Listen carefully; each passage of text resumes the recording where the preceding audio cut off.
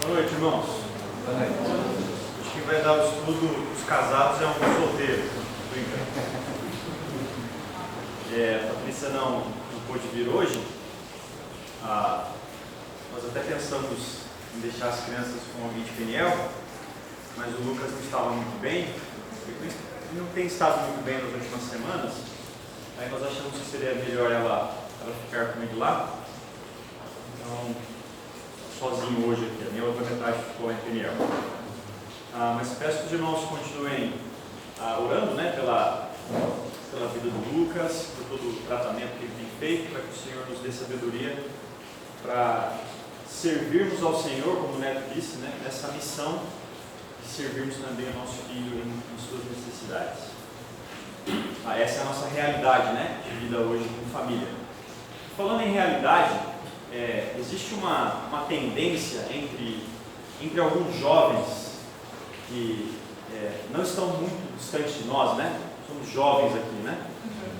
Mas há uma tendência entre jovens, especialmente entre jovens que ainda não conhecem ao Senhor, chamada de shifting. Não sei se vocês já ouviram falar nisso. Mas é uma prática entre esses jovens que consiste basicamente no seguinte: você idealiza, através de meditação, através de introspecção, de conteúdo abundante na sua mente, você idealiza uma realidade que você quer viver. Então vamos dizer que o seu desejo, pensando nesses jovens, né? Isso é muito comum, é ser um personagem de um filme de ação, de super-herói. E esses jovens, eles começam a criar essa realidade alternativa, paralela em sua mente, fazendo com que, de fato, isso para ele seja uma realidade. Só que não. Isso é tão intenso para essas pessoas que alguns chegam a declarar que quando eles dormem, eles experimentam isso que estão idealizando de forma irreal, mas eles sonham essas coisas, como se isso de fato fosse uma realidade. É uma prática que tem crescido no meio dessa nova geração, né, muito envolvida com mídias sociais, internet. Isso certamente tem alguns problemas, mas o nosso objetivo não é esse. Essa prática desses jovens de criar uma realidade paralela diante da realidade que está diante de nós, não é uma prática exclusivamente deles. A realidade é algo inescapável. A gente não consegue escapar da realidade. Você pode achar que você é o Superman. Se você pular de um prédio, você vai se deparar com uma realidade. Só que de formas diferentes, a gente parece que tenta viver uma realidade paralela. Talvez não como esses jovens que idealizam algo muito sofisticado, muito diferente, mas a gente idealiza mundos particulares, realidades diferentes que não são aquelas que estão diante de nós. Então, por exemplo, uma forma de você viver uma realidade paralela, ou de eu viver uma realidade paralela, é não aceitar os problemas ou as lutas que existem na vida do meu cônjuge. Então, meu cônjuge tem determinadas dificuldades e eu não aceito isso, e eu fico querendo constantemente que essa não seja a realidade que está diante de mim. O mesmo pode acontecer com seus filhos. Queria tanto que meu filho fosse diferente, que ele se comportasse de forma diferente, que ele falasse de forma diferente. Isso pode se aplicar à sua vida profissional. Queria ter um trabalho diferente, um chefe diferente, um empregado diferente. E criamos realidades paralelas que não são aquelas que de fato estão diante de nós e que o Senhor colocou para a gente. Esse é um desafio que todos nós enfrentamos. Mas há uma razão pela qual fazemos isso. A razão é porque nós queremos ser felizes. E nós realmente acreditamos que a realidade que está diante de nós não pode nos fazer felizes completamente.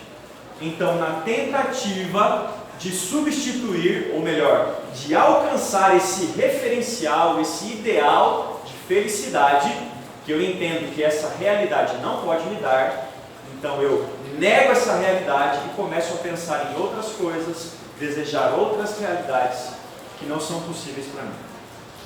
Há um texto da palavra de Deus que lida com essa perspectiva da realidade.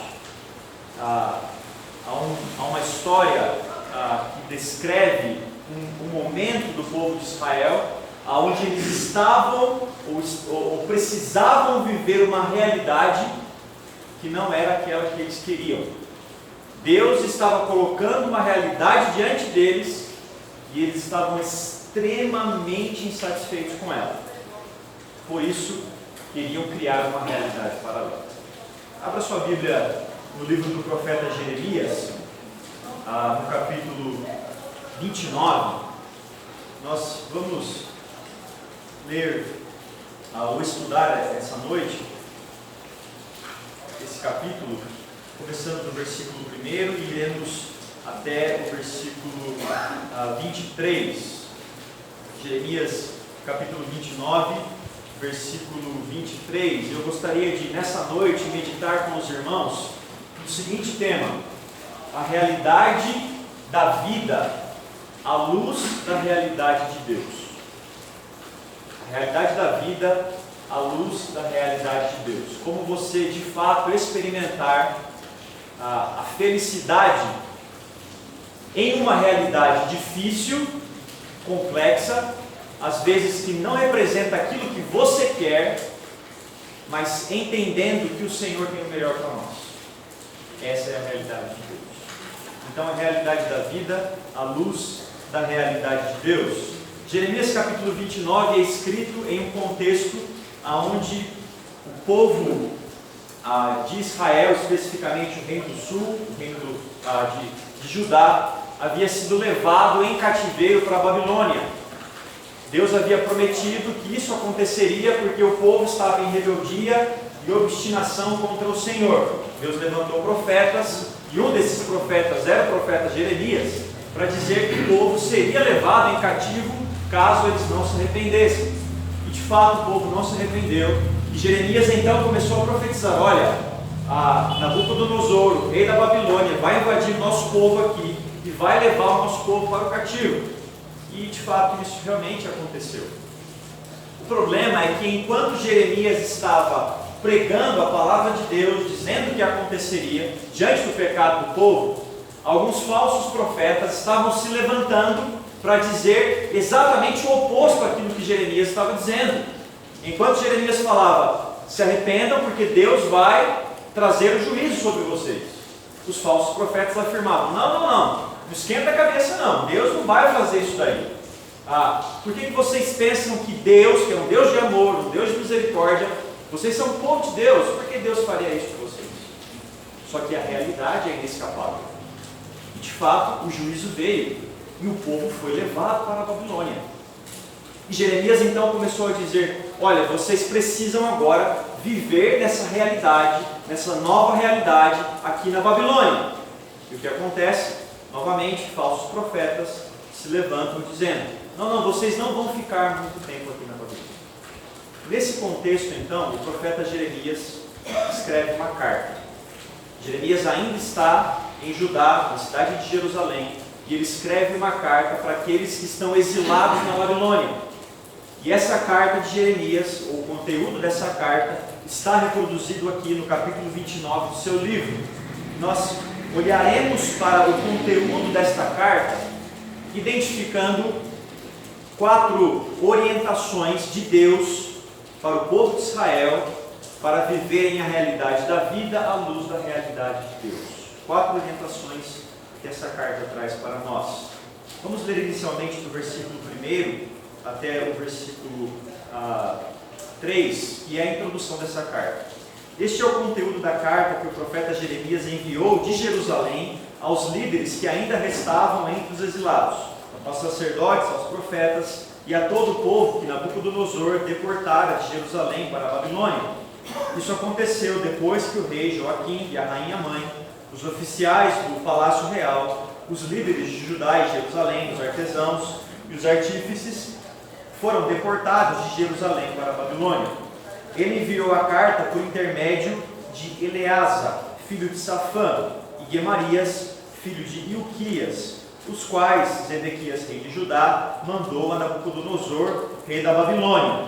Então veja, Jeremias está em Jerusalém, o povo está na Babilônia e ainda sobraram alguns poucos líderes. E essa carta vai para este grupo de exilados que está na Babilônia. E a partir do versículo 4, Jeremias começa a descrever o que Deus está dizendo para esse grupo de exilados na Babilônia, que não querem estar ali, que olham para trás, desejariam estar na sua terra, mas tem uma realidade diferente diante de seus olhos. E a partir do versículo 4, então, nós encontramos a primeira orientação de Jeremias para este povo que vive essa realidade. E a primeira orientação para este povo, que também se aplica para as nossas vidas, é que nós precisamos nos contentar com o que Deus tem para a gente. Contente-se com o que Deus tem para você. Versos de 4 a 7, o texto diz assim: Assim diz o Senhor dos Exércitos, o Deus de Israel, a todos os exilados que deportei de Jerusalém para a Babilônia: construam casas e habitem nelas, plantem jardins e comam de seus frutos, casem-se e tenham filhos e filhas, escolham mulheres para casar-se com seus filhos e deem as suas filhas em casamento, para que também tenham filhos e filhas. Multipliquem-se e não diminuam. Busquem a prosperidade da cidade para a qual eu os deportei, e orem ao Senhor em favor dela, porque a prosperidade de vocês depende da prosperidade dessa cidade. Contente-se com o que Deus tem para você. Essa é a primeira orientação que o Senhor está dando através dessa carta para os exilados na Babilônia. Orientação essa que também serve para nós. Diante de realidades que desagradam o nosso coração, realidades que nós desejaríamos com toda a nossa força não viver, sejam essas realidades grandes e complexas ou pequenas e simples, o desafio do Senhor para nós é para nos contentarmos com aquilo que Ele está colocando diante da gente. E esse texto diz que o povo deveria aceitar a condição para a qual Deus os havia conduzido. Eles estavam agora em uma nova terra. E morando em uma nova terra, eles precisam se adequar a essa nova realidade. Veja que o Senhor está dizendo para eles que eles precisam construir casas e habitarem nessas casas. Eles precisam escolher mulheres para que se casem com seus filhos. Eles precisam plantar para colher daquilo que estão plantando. Quais são as implicações disso? Se você constrói uma casa para morar, isso implica que você pretende ficar bastante tempo ali. Assim como se você planta uma árvore e você pretende comer do fruto dessa árvore, isso implica que você vai ficar um tempo ali. E é isso que o Senhor está dizendo para este povo: vocês não vão ir embora logo daqui. Essa será a realidade de vocês por um bom tempo. Mas diante de uma realidade que vocês não gostam, vocês precisam aceitar isso. E a aceitação, ela envolve necessariamente uma participação ativa do que estamos fazendo. Deus não está dizendo que este povo deve aceitar essa situação de forma relutante. Aceitar a condição que Deus está nos dando não é ter a seguinte atitude: bom, fazer o quê, né? Essa é a mulher que Deus me deu, vamos lá, né? Ou então, poxa, meu filho tem essas dificuldades, então fazer o quê? É assim mesmo.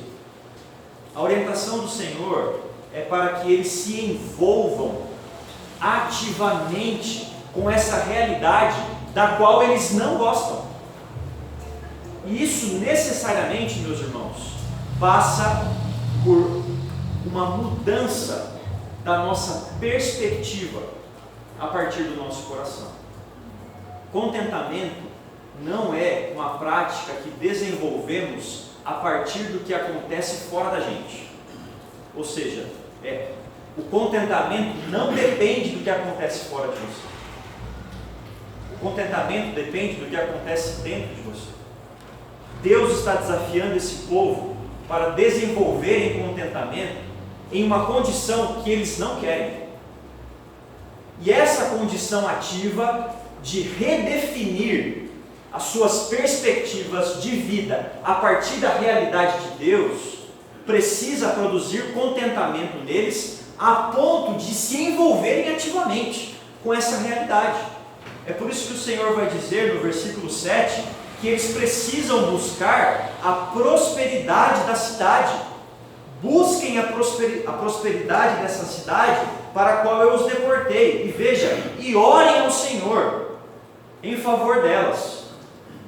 Porque a prosperidade de você depende da prosperidade dessa cidade. Portanto, aceitar a realidade, contentar-se com aquilo que Deus está colocando diante de nós, não é a mesma coisa que conformismo. Então, eu tenho uma realidade diante de mim e eu preciso me envolver com ela. Só que ainda que essa realidade tenha problemas, porque eu estou aprendendo a contentar-me com essa realidade, eu preciso investir nessa realidade.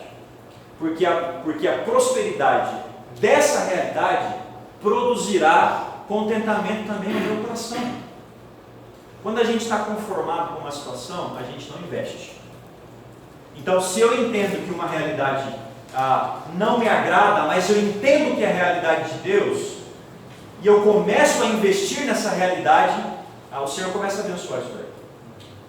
Então, se existem problemas em nosso casamento, se existem lutas na área dos nossos filhos, e nós precisamos nos contentar com isso, o Senhor não está nos chamando nesse contentamento de uma conformidade. É difícil, né? Fazer o quê? É assim mesmo. Não. A gente entende que essa é a realidade de Deus, e por causa disso eu invisto nessa realidade. Isso é um desafio para nós casados, porque aquilo que o mundo está dizendo para a gente, dentro do relacionamento conjugal, é o seguinte: essa realidade conjugal não é a melhor para você, então pula fora. Você tem que ser feliz. Então saia dessa realidade. O desafio do Senhor para nós é diferente. Se existem problemas no seu casamento, em primeiro lugar, olhe para isso e aceite essa realidade. Em segundo lugar, invista nessa realidade, porque essa é a realidade que Deus está colocando diante de você. Então, em primeiro lugar, contente-se com aquilo que Deus tem para você. Em segundo lugar, uma segunda lição, ou orientação que nós encontramos nesse texto, a partir daquilo que Jeremias está dizendo ao povo nessa carta, que nos ajuda a vivermos essa realidade da vida, à luz da realidade de Deus, é que nós não devemos nos deixar levar pelos nossos desejos. Não se deixe levar pelos seus desejos quando você encara realidades da vida difíceis, que você não gosta. Então, é inevitável, ou é muito, muito forte, a tentação de, diante de realidades que são antagônicas, opostas ao desejo do nosso coração, a gente se afastar dessa realidade porque desejamos outra coisa. E o perigo disso é nos levarmos por esse desejo e renunciarmos, veja, à realidade de Deus para nós. É isso que está acontecendo aqui, ou é isso que o Senhor está dizendo dos versos de 8 até o 11, quando a palavra de Deus diz assim: porque assim diz o Senhor. Então Deus havia dito que eles deveriam aceitar essa realidade, deveriam plantar, deveriam fazer as suas casas, deveriam dar as suas filhas em casamento, deveriam orar por essa cidade, investir nessa cidade. Há uma razão então por isso. Versículo 8: porque assim diz o Senhor dos exércitos, o Deus de Israel: não deixem que os profetas e adivinhos que há no meio de vocês os enganem. Não deem atenção aos sonhos que vocês os encorajam a terem. Eles estão profetizando mentiras em meu nome. Eu não os enviei. Veja o que está acontecendo. O povo não quer estar ali. E eles expressam isso. E é interessante que quando a gente não gosta de alguma coisa, quando algo nos incomoda, seja seu filho, seja seu cônjuge, seja seu trabalho, seja seu colega, a gente expressa isso daí, né? Cara, de novo minha esposa, de novo meu marido fez, e a gente fala para um, fala para outro, a gente externaliza a coisa. E provavelmente era isso que estava acontecendo, o povo não estava querendo estar ali, e essa insatisfação era tão intensa que eles falavam para todo mundo. E havia então esses falsos profetas que começavam a referendar o desejo do coração daqueles israelitas. Então, esses falsos profetas ouviam que o povo não queria estar ali. O que eles falavam? Não se preocupem, o Senhor me enviou a dizer, assim diz a palavra do Senhor, vocês não vão ficar muito tempo aqui. Vocês não precisam fazer muitas coisas aqui, porque logo vocês vão sair. O que o texto está dizendo é que estes profetas, eles estão falando exatamente aquilo que o povo, ou o desejo do povo, encoraja eles falarem. Em outras palavras, os profetas falam aquilo que eles querem ouvir. É impressionante como nós conseguimos criar ambientes de validação da nossa vontade.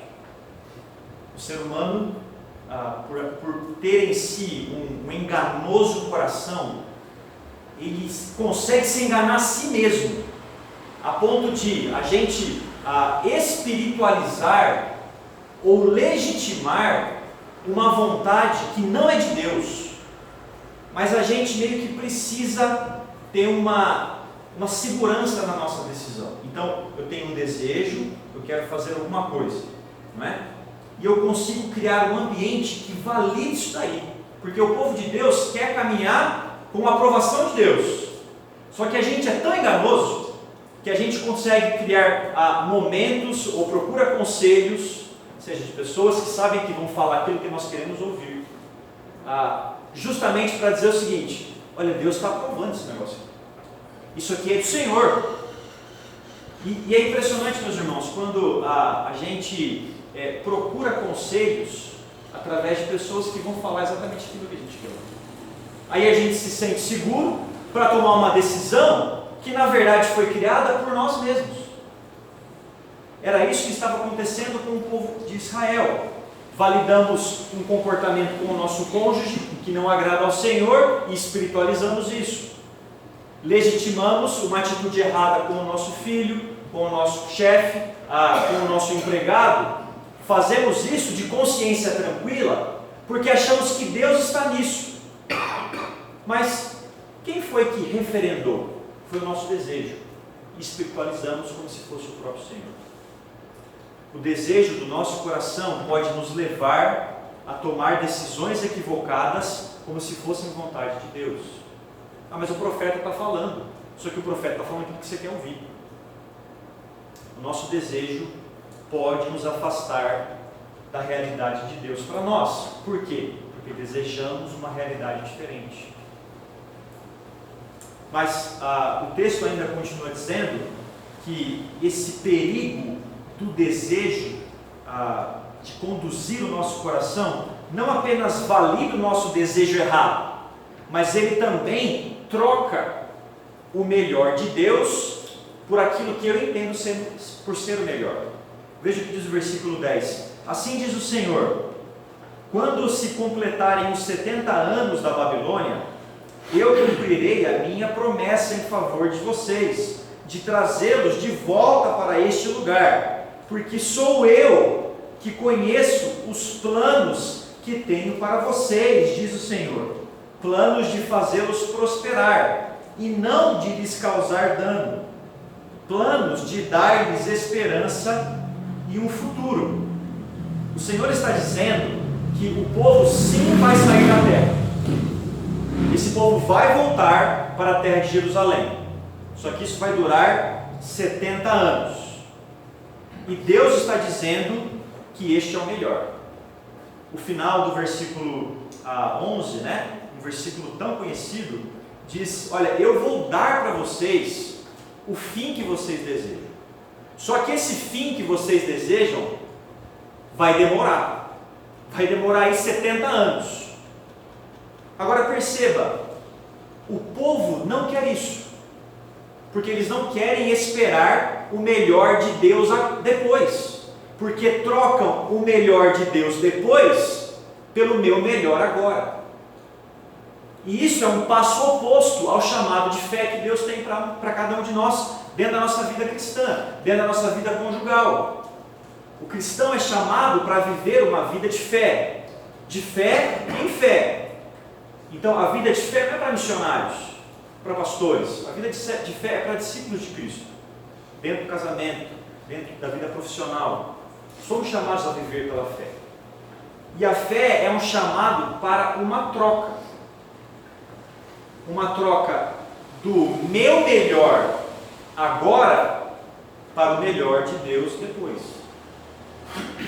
Então eu desejo algo que não está diante de mim, e eu quero mudar isso daí agora, e eu acabo rejeitando aquilo que Deus tem para mim depois. Mas veja, o Senhor quer nos levar para o fim que nós desejamos. É meio que a gente se auto-sabota, né? Nós desejamos um fim, nós desejamos ser felizes, desejamos ter contentamento, desejamos ter uma vida alegre, nós desejamos isso, e isso é legítimo, isso faz parte da nossa natureza, o Senhor nos fez assim. Só que nessa busca por felicidade, por desejo, a gente se auto-sabota, porque não tem como ter felicidade e desejo fora da realidade de Deus para a gente. Então há uma realidade de Deus, e Deus está dizendo, olha, essa realidade aqui, ainda que seja muito difícil para você, ela vai te conduzir para o fim que você deseja. E a gente tem que dar uma resposta de fé, porque aquilo que está diante dos meus olhos, aquilo que Deus está colocando, não é o que agrada o meu coração.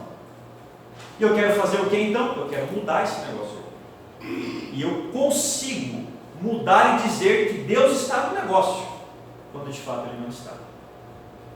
Então o Senhor, Ele tem um fim que Ele deseja para nós. Só que quando somos levados pelos nossos desejos, nós conseguimos nos afastar do melhor de Deus. Então, em primeiro lugar, o Senhor queria que esse povo aceitasse a sua condição. Para experimentar essa realidade de Deus, à luz das duras realidades da vida, eles precisavam aceitar a condição e investir nela. Em segundo lugar, eles não poderiam ser conduzidos por esses desejos enganosos que afastariam o povo da vontade de Deus. É uma luta que todos nós enfrentamos, mas há também uma terceira orientação que o Senhor tem dado para este povo à luz dessa realidade. Eles precisavam ressignificar ou redefinir, redimensionar o conceito de felicidade que eles tinham à luz do melhor de Deus para eles. Então, o Senhor sabe que desejamos ser felizes. Está dizendo isso aqui. Na verdade, essa palavra de Deus, esse verso tão conhecido, né? Porque sou eu que conheço os pensamentos que eu tenho sobre vocês, pensamentos de paz e não de mal. Normalmente nós olhamos para esse versículo como uma promessa, quando na verdade este versículo é um desafio do Senhor. É um desafio para redefinir a nossa percepção de felicidade. Vocês estão pensando que o melhor é isso que o coração de vocês querem. Vocês pensam que a palavra da palavra que sai da boca dos profetas, que vocês estão referendando, que vocês estão estimulando eles a falarem, vocês pensam que isso é o melhor para vocês. Não é, porque sou eu quem sei o que é o melhor para vocês. Então esse não é simplesmente uma promessa de que Deus fará o melhor para nós. Isso também está implícito. Mas principalmente esse texto está desafiando o povo a mudar a forma de pensar sobre o que de fato é felicidade. Não felicidade à luz do que eu quero que a minha realidade seja, mas felicidade à luz da realidade que Deus está colocando diante de mim. E é por isso então que o desafio do Senhor é que nós precisamos ressignificar os nossos conceitos de felicidade. Não à luz dos nossos desejos, mas à luz daquilo que o Senhor tem para nós, porque o melhor de Deus para nós, preste bem atenção nisso, o melhor de Deus para nós envolve mais do que os nossos objetivos limitados e temporais. Um pensador cristão disse algo muito interessante uma vez. Ele disse que o louco não é uma pessoa que não pensa coerentemente. O louco é uma pessoa que pensa coerentemente, mas dentro de uma realidade muito pequena. Então o raciocínio dele é muito lógico, só que é muito lógico dentro de uma esfera de realidade muito pequena. Ele não é afetado por todas as complexidades da vida. A realidade dele é muito limitada. E às vezes nós agimos assim. Nós olhamos para a realidade a partir do nosso próprio umbigo, como se o melhor de Deus para nós compreendesse somente aquilo que eu entendo por ser o melhor, como se a realidade das coisas se resumisse somente naquilo que a gente entende como sendo um referencial de felicidade. E Deus está dizendo o seguinte: não é assim, porque sou eu quem sei o melhor para vocês. Então, o desafio de Deus é: expanda o seu conceito de realidade para você entender que felicidade verdadeira, dentro do seu casamento, dentro da sua vida familiar, no seu relacionamento com os seus filhos, no seu relacionamento profissional, não significa apenas ver aquilo que você entende por ser o melhor. Veja o que fala os versículos de 12 ao 14. Então, depois de Deus afirmar que é Ele quem sabe o melhor e que o povo precisa aceitar esse melhor de Deus, veja o que diz o verso 12.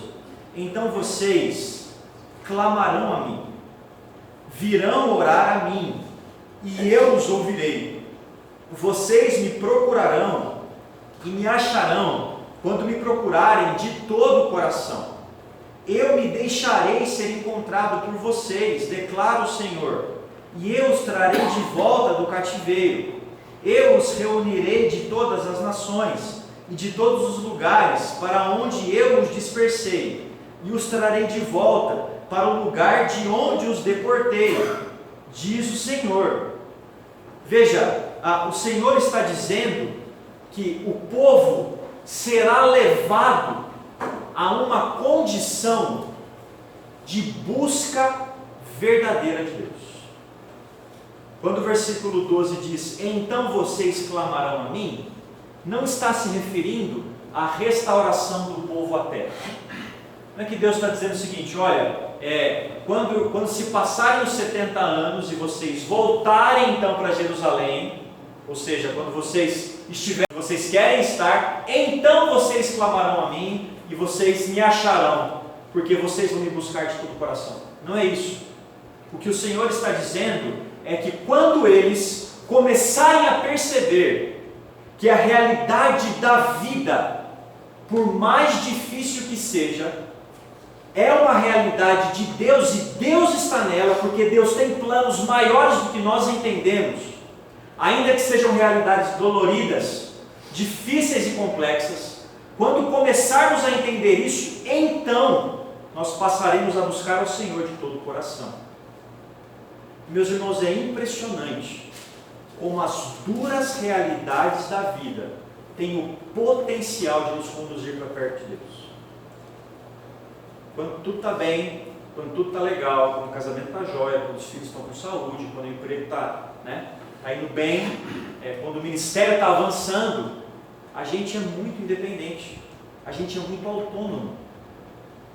E o que o Senhor está dizendo é que o povo de Israel precisa olhar para essa realidade difícil para eles, porque estão longe da sua terra. E para o povo de Israel, estar em sua terra é estar fora, ou estar fora de sua terra é quase que perder a sua própria identidade, porque a vida do povo acontece naquele lugar, Deus é buscado naquele lugar, o templo do Senhor está naquele lugar. É por isso que quando estavam na Babilônia, eles oravam com os olhos voltados para Jerusalém, porque há uma associação muito forte do povo com a terra, e o Senhor os coloca em uma realidade que eles não querem estar. E é nesse ambiente de ruptura de identidade, de perder o chão, de perder todos os seus referenciais de vida, que Deus está dizendo o seguinte: eu trouxe vocês para cá, para vocês me buscarem de todo o coração, porque a dor da realidade da vida tem a capacidade de nos conduzir para perto de Deus. Veja, então não é uma questão meramente de mudança de lugar, não é simplesmente uma questão de, se Deus me der o que eu quero, então eu vou ser feliz. O Senhor está dizendo o seguinte: não, a sua felicidade não está condicionada à realidade que você deseja, porque a sua felicidade depende de estar mais perto de mim.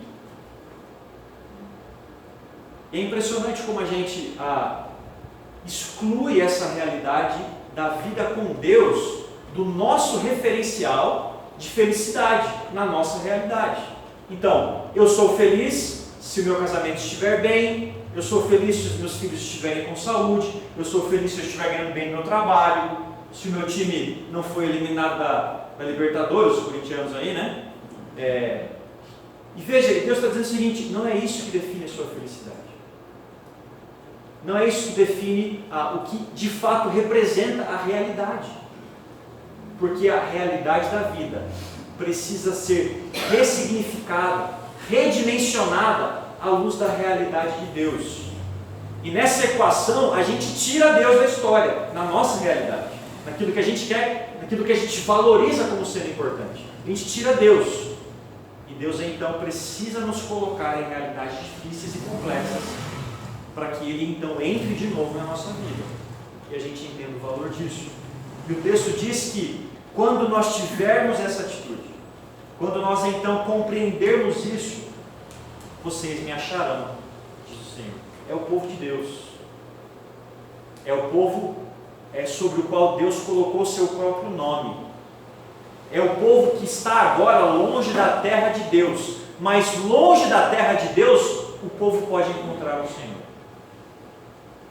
Nós somos o povo de Deus, nós temos o nome de Deus sobre nós, confessamos ao Senhor Jesus como sendo nosso Senhor, temos o Espírito Santo sobre a gente, mas é impressionante como a gente consegue viver longe do Senhor, e vamos criando realidades a partir disso, construímos os nossos sonhos e a nossa realidade com Deus fora da história. Deus precisa nos colocar em realidades difíceis para que a gente redimensione o que é realidade à luz do Senhor. Mas em último lugar, meus irmãos, há uma quarta orientação dessa carta de Jeremias que também se aplica a nós. Se você olha para essas coisas e se sente desafiado, essa quarta e última deve nos levar a um estado de temor ainda maior. Porque rejeitar a realidade de Deus significa assumir uma atitude obstinada de coração. Significa assumir uma postura rebelde. É você querer pular do prédio achando que é o Superman. Quando todos dizem, não faça isso. O chão vai te encontrar. A quarta e última orientação, portanto, é a seguinte: de Deus não se zomba. De Deus não se zomba. Quando não aceitamos a realidade que o Senhor coloca diante de nós, para nos conduzir por caminhos que Ele deseja, quando lutamos contra essa realidade, quando tentamos criar realidades paralelas, não é? Se eu trocar o meu cônjuge, as coisas vão melhorar. Se meu cônjuge se comportar de forma diferente, as coisas serão melhores. E aí especialmente homens, lutam muito com isso, né? Esse mundo que a gente constrói em nossa mente, né? Há relatos de pessoas que confessam, né, o seu erro moral por terem caído depois em adultério, afirmando que antes disso eles já viviam mundos alternativos em sua mente, com outras mulheres. tinha um pastor muito sábio e já faleceu há muito tempo na minha igreja, ele falava o seguinte: olha, você não pode evitar com que o pássaro pouse na sua cabeça, mas você pode evitar que ele construa um ninho nela. Então, quando a gente abre a porta para uma realidade paralela, não aceitando aquilo que Deus está colocando diante de nós, a gente está permitindo que o passarinho construa um ninho. E de Deus não se zomba. Veja o que diz dos versos 15 até o final, né, do verso 23.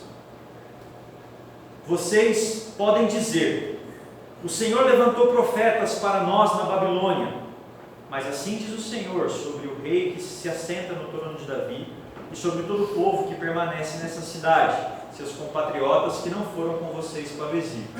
Assim diz o Senhor dos Exércitos: enviarei a guerra, a fome e a peste contra eles. Lidarei com eles como se lida com figos ruins ou com figos podres, que são intragáveis.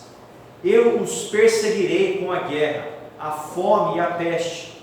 Farei deles objeto de terror para todos os reinos da terra, maldição e exemplo, zombaria e afronta entre todas as nações para onde eu os dispersei. Porque eles não deram atenção às minhas palavras, declara o Senhor, palavras que lhes enviei pelos meus servos, os profetas. E vocês também não deram atenção, diz o Senhor. Verso 20. Ouçam agora a palavra do Senhor, todos vocês exilados que deportei de Jerusalém para a Babilônia. Assim diz o Senhor dos Exércitos, o Deus de Israel, a respeito de Acabe, filho de Colaías, e a respeito de Zedequias, filho de Maacéias, que estão profetizando mentiras a vocês, em meu nome. Eu os entregarei nas mãos de Nabucodonosor, rei da Babilônia, e ele os matará diante de vocês.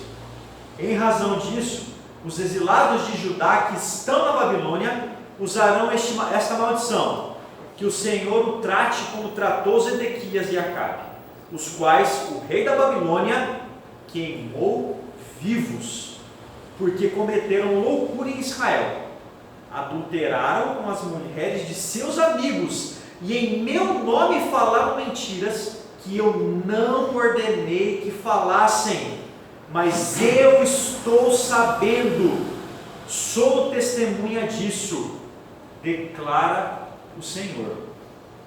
O castigo de Deus virá inescapavelmente sobre aqueles que estão obstinados em seus corações, sobre aqueles que estão lutando contra a realidade de Deus. O que está acontecendo aqui é que havia alguns profetas que tinham ficado em Jerusalém, porque nem todo o povo ainda havia sido deportado para a Babilônia. Havia um remanescente em Israel, algumas poucas pessoas, e essas pessoas estavam dizendo: olha, não se preocupem, vocês que ficaram aqui não serão levados. Interessante que os falsos profetas falaram lá atrás: a Babilônia não vai invadir. A Babilônia invadiu. Aí depois eles falaram assim: não, vocês não vão ficar muito tempo. Ficaram 70 anos. E aí eles estão dizendo: o restante vai ficar aqui, não será levado. E de fato foram levados. Mas a gente ainda continua lutando, né, contra essa realidade. Isso aponta para o perigo da obstinação. É um coração obstinado, é um coração que não aceita o que Deus tem. E esses profetas estavam enganando o povo. E Deus está dizendo que estes que ficaram em Israel e que não estão aceitando a realidade de Deus serão tratados como figos podres. Ou seja, experimentarão o juízo de Deus. Porque de Deus não se zomba. Não podemos encarar a realidade de vida que Deus coloca para nós e lutarmos contra ela para construirmos uma realidade diferente, meus irmãos, querendo mudar tudo. Mudar não a partir das perspectivas de Deus, mas a partir da nossa própria perspectiva. Mas além disso, o Senhor também está dizendo que o castigo do Senhor iria vir também sobre aqueles que induziam o povo ao erro. O texto diz que estes falsos profetas que estavam dizendo que o povo não seria levado esse remanescente não seria levado para a Babilônia, veja, eles seriam queimados vivos. E para aqueles que ficaram na Babilônia, eles usariam um provérbio, utilizando o nome desses profetas que foram queimados vivos, porque de Deus não se zomba. Estes homens que pregavam essa realidade alternativa, conforme o versículo 23 nos afirma, eles também estavam envolvidos com outros pecados. Veja, eles estão dizendo, olha, nada disso vai acontecer, o Senhor diz aqui, em meu nome eles estão falando mentiras. Só que olha o que o versículo 23 também fala, eles estão adulterando com as mulheres de seus amigos. Então perceba que construir realidades paralelas, viver em obstinação contra a vontade de Deus, é algo sintomático. Apenas revela outros problemas, outras áreas de luta, de obstinação no coração. Então veja, se você não está aceitando a vontade de Deus para a sua vida, se você quer com todas as suas forças mudar o que Deus tem para você, é muito possível, é muito provável que você já esteja corrompido em outras áreas e você não esteja percebendo isso. É o que a palavra de Deus chama de uma consciência cauterizada. Mas a advertência do Senhor é que de Deus não se pode zombar. Meus irmãos, a vida não é fácil. A realidade da vida, ela é difícil para todos nós. São notícias que mexem com a nossa vida, notícias de saúde, são problemas que envolvem a nossa área familiar, nosso casamento, às vezes nossa área profissional. Mas precisamos entender que, de alguma forma, soberano, o Senhor tem o melhor para nós. E que a gente precisa aceitar com contentamento aquilo que Ele está colocando diante de mim. Portanto, invista no seu casamento. Invista na vida dos seus filhos. Invista na vida das pessoas que estão ao seu redor, por mais difíceis que sejam. Foi o Senhor quem as colocou ali. Aceite isso pela fé, que o Senhor tem o melhor. Invista na vida dessas pessoas. Mas cuidado para que o seu desejo, o desejo do seu coração, não faça você, fugindo da vontade de Deus, criar algo novo, criar algo que o seu coração projeta e chamar isso de vontade de Deus, enganando-se a você mesmo. Por isso precisamos ampliar o nosso conceito de felicidade, que não envolve apenas você conseguir o que você quer. Felicidade não é você conseguir o que você quer, mas é o Senhor conseguir em sua vida aquilo que Ele quer. Por isso precisamos nos lembrar que Ele vai nos levar por caminhos difíceis, por realidades complexas, para que possamos encontrá-lo nesses vales. E lembre-se, não zombe de Deus, não seja obstinado diante daquilo que Deus tem colocado em sua vida.